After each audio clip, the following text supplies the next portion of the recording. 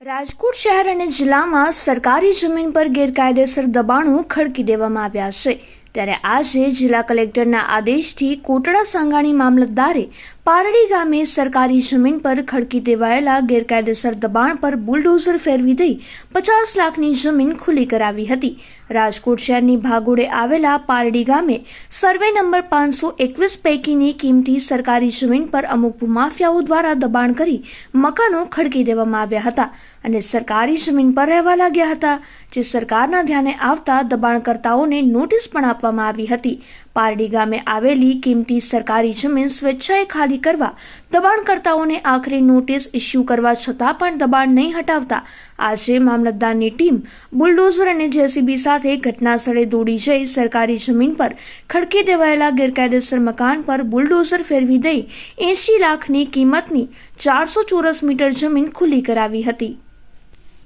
પડતર જમીન survey number જૂના 161 અને નવા 521માં સરકારી દબાણ ફેરની ફરિયાદ મળતા નોટિસ કાઢી અને જાણ કરવામાં આવેલ અને તેમના તરફથી દબાણ દૂર નહીં કરવામાં આવતા આજે પોલીસ બંદોબસ્ત સાથે અંદાજિત 300 થી 400 મીટર સરકારી જમીનમાંથી દબાણ દૂર કરવામાં આવેલ છે અને લગભગ 60 થી 70 લાખની કિંમતની સરકારી